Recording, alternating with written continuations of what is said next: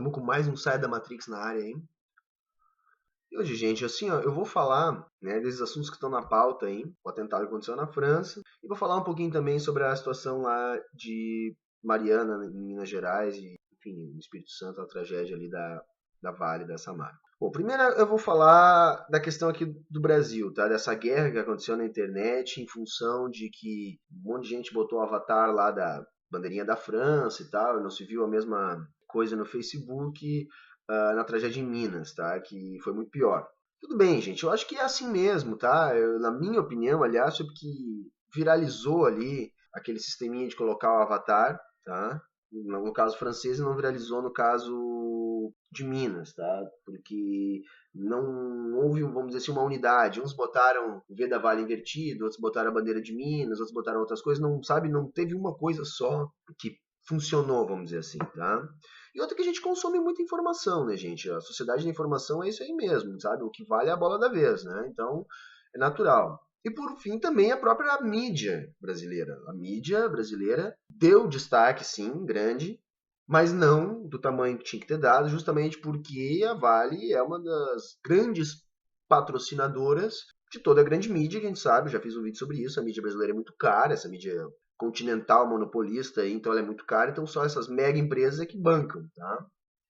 Aí é lógico, eles estão tapeando, né, essa situação toda, porque na verdade a tragédia é muito maior do que está sendo noticiado na grande mídia. Só a gente pesquisar 5 minutos na internet que a gente já vê que essa tragédia realmente foi muito maior. E não foi acidente, foi negligência, né? Uma empresa com lucros bilionários, anos e anos aí, né? O Brasil é um dos países mais competitivos do mundo na produção de aço, e a maior parte é daquela região ali. Então, veja bem, tinha condições deles ter uma fiscalização mais eficiente que pudesse prever que a situação estava no limite de causar um hecatombe desse tipo, né? Matar um rio gigantesco que alimenta 14 cidades, que agora tem uma calamidade ali, centenas de milhares de pessoas sem água, sem previsão de retorno, tá? Então é lógico, tem tudo isso colaborando para que se tivesse mais avatares da França do que avatares de Minas, tá? Mas, gente, eu acho que a gente não pode ficar pensando o que é que cada um botou, o que cada um não botou. Enfim, eu não botei o avatar da França, mas também não vejo um problema em quem botou, sabe? Tudo bem, sabe? Essa história de que a França é um país rico, que essa é a pior dos argumentos, vamos dizer assim, tá? É uma tragédia, ó. A população que estava lá parada num bar ou num teatro, sabe? Ela não tem que estar sendo morta por uma pessoa que, na verdade, é um instrumento de um sistema muito maior. Ok? Então, é por isso que eu quero falar nesse vídeo, e esse é o ponto central desse vídeo. E qual é o ponto central desse vídeo? Não existe terrorismo. Essa porcaria que estão vendendo pra gente aí, terrorismo, e estão vendendo isso aí já há mais de uma década, tá? Não existe terrorismo. Quem é o terrorista? Vamos lá, me ajudem aí vocês que estão assistindo o vídeo. Quem é o terrorista? Sabe, isso aí me lembra muito na época aqui do Brasil da ditadura, a Lei de Segurança Nacional que falava em combater o elemento subversivo. Olha só essa frase, né? Combater o elemento subversivo. Isso dá uma certa liberdade pro camarada que pode te prender e que vamos lá, né? Mesma coisa é o terrorista, gente. Quem é o terrorista? O terrorista não existe. Não existe. Por que quando fala em terrorista, a gente pensa assim, é um bando de doido religioso que entraram numa noia de jihad islâmica, que significa guerra santa, então eles estão lutando em nome de Deus, e que é absolutamente imprevisível, eles se organizam e querem matar os outros que não têm a mesma religião que a deles. Não, gente, não. A coisa é bem mais complexa que isso aí. Quem assumiu a autoria dos atentados foi o Estado Islâmico. Bom, então a gente tem que entender um pouquinho o que é a questão do Estado Islâmico. O Estado Islâmico então, é um grupo rebelde que surgiu ali naquela região entre a Síria e o Iraque. Ele vai se desenvolver, vai ficar forte, vamos dizer assim, tá? A partir da intervenção dos Estados Unidos no Iraque, lá na época do George W. Bush, tá? Que eu não vou entrar nesse mérito agora, mas foi uma invasão meramente econômica, aliás, como todos os passos que os Estados Unidos e demais países da União Europeia dão ali no tabuleiro de xadrez, que é o Oriente Médio. A princípio, o ISIS era a Al-Qaeda no Iraque, com toda a desestabilização promovida pela invasão dos Estados Unidos ao Iraque, ele se fortalece. Depois vai ter uma outra desestabilização na Síria, que é um ponto-chave estratégico no Oriente Médio, embora não seja muito rica em petróleo, ela é estrategicamente um lugar fundamental para escoar a produção de petróleo da Arábia Saudita. Aquela região, durante toda a Guerra Fria, ela teve fatiada entre soviéticos e americanos, e depois que isso acabou, continuou sendo área de influência disputada entre russos e ocidentais. A Síria, ela ficou na partilha, vamos dizer assim, depois da Segunda Guerra ali com a França. Então não era um local de onde vinha diretamente o petróleo, porém era de onde o petróleo e o gás saíam em direção à Europa. Então um ponto estratégico fundamental.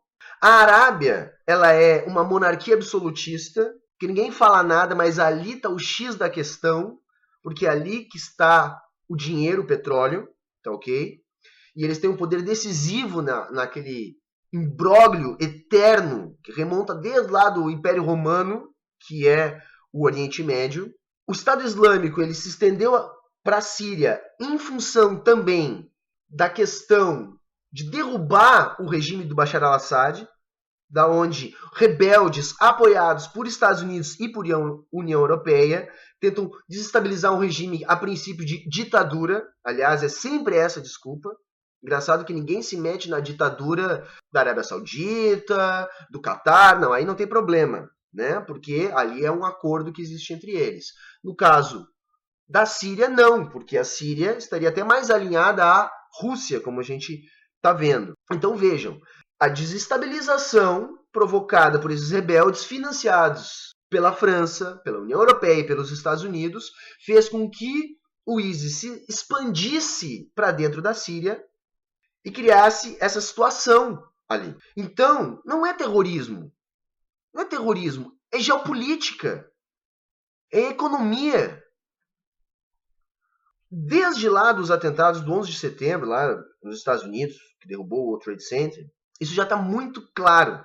Tem aquele documentário do Michael Moore lá, o Fahrenheit 11 de setembro, que ele disseca a relação capciosa que existe entre as grandes corporações dos Estados Unidos, que na verdade sustentam o governo dos Estados Unidos, né, os Estados Unidos que é talvez a maior plutocracia do planeta, a relação capciosa entre essas corporações e grupos petrolíferos do Oriente Médio, da Arábia Saudita, do Afeganistão, do Iraque, principalmente da Arábia Saudita. Família Bin Laden eu estou falando. Então vejam, toda essa desestabilização promovida no Oriente Médio é que está causando essa tragédia humanitária. Como é que você vai morar num país em permanente guerra civil? Sem polícia, sem hospital, sem escola, sem instituições jurídicas.